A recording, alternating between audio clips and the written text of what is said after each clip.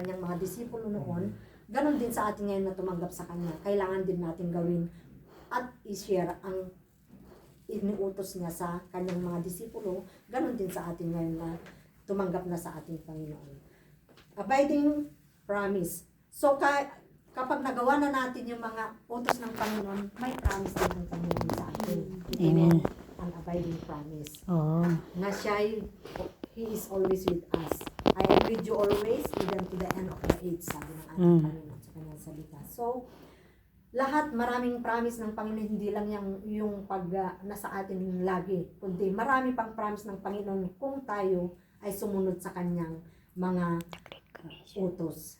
Amen. Amen. So yun, sa Great Commission, so hindi natin makakalimutan yung Great Commission ng ating Panginoon sa atin, to go and share the gospel. Unveiling His strategy, dito yung kung ano yung ihayag natin at pamamaraan kung paano natin ma-share as disciples. Sinabi dito sa disciples not rabbis. Ang rabbis na masasabi is yung gurong Hudyo na sinasabi dito. Jesus didn't command His followers to behave as elite rabbis, gathering with static personnel lang yan, brother. His distinct mandate was to invite souls into intimate, direct, and transformative relationship with Himself. So, magkaroon tayo ng intimate relationship sa ating Panginoon. Kasi bago tayo maging disipulo, kailangan din nating maranasan kung ano.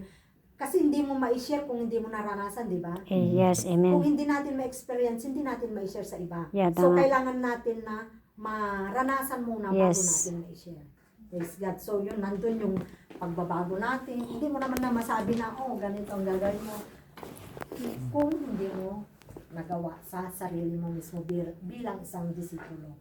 Praise God. So, yun. So, magkaroon tayo dapat ng deep relationship sa ating Panginoon bago tayo magawa, bago natin ma-share sa iba yung ninanais ng ating Panginoon, yung kautos ng ating Panginoon. So, dito naman tayo sa direct access for all. The call of perfect democrat, Jesus extended the invitation to absolutely everyone, bypasses strict cultural.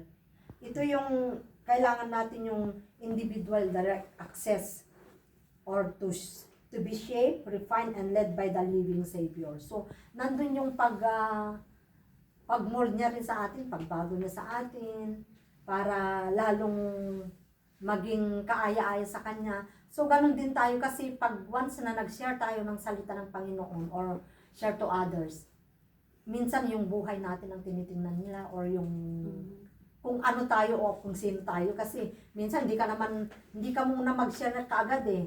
Minsan nagsishare ka kung ano yung buhay mo, noon wala ka pa sa Panginoon, yung testimony natin. Kasi kaya importante rin yung testimony natin kung ano tayo noon at kung paano niya tayo binago na Panginoon. So yun. So makikita natin na ang Panginoon mismo ang nag-lead sa atin kung paano tayo nabago. Yun ang testimony natin na ma-share din natin kung ano yung ginawa ng Panginoon sa atin. So, hindi lang tayo ang gumawa sa sarili natin, hindi natin magawa kung walang Espiritu ng Panginoon. Diba? Yes. Hindi tayo mabago kung walang Espiritu ng Panginoon. Yes, So, amen. ang Panginoon mismo ang nag-lead sa atin o Yes, nagturo right. sa atin kung paano tayo mabago. Praise God. So, dito tayo sa gathering for the kingdom.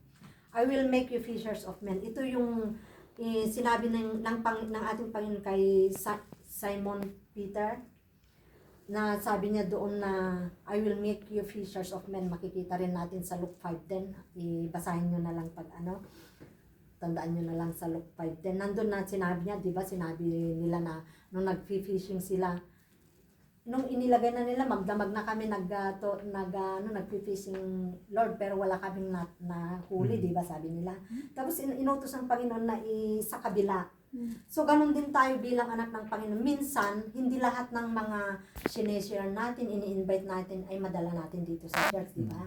So, ganun din. Hindi tayo mag-focus, hindi tayo mawala ng pag-asa, hindi tayo ma-discourage. Yun ang ibig sabihin din ng paghahayo or bilang disipulo at maghayo. Hindi tayo dapat mawala ng pag-asa, hindi tayo ma-discourage na kung lahat ng mga ini-invite natin, hindi natin madala dito sa church. Because in everything, there is a season, sabi nga, di ba? Na right. nandun ang panapanahon ng bawat isa. Katulad ni Sister Chanel, di ba? Dito pa siya tinawag din ng Panginoon na punta dito sa Singapore. Example ko lang. Dito pa sa Singapore Galing pa ng Hong nakilala Kong niya yan, ang pero Panginoon. sa So, Singapore salamat lang sa Panginoon dahil may purpose ang Yes. Panginoon kung bakit tayo God. na papapunta minsan sa mga God ibang want to use bansa or her. sa ibang lugar. Hindi pa doon sa atin nakilala ang Panginoon, di ba?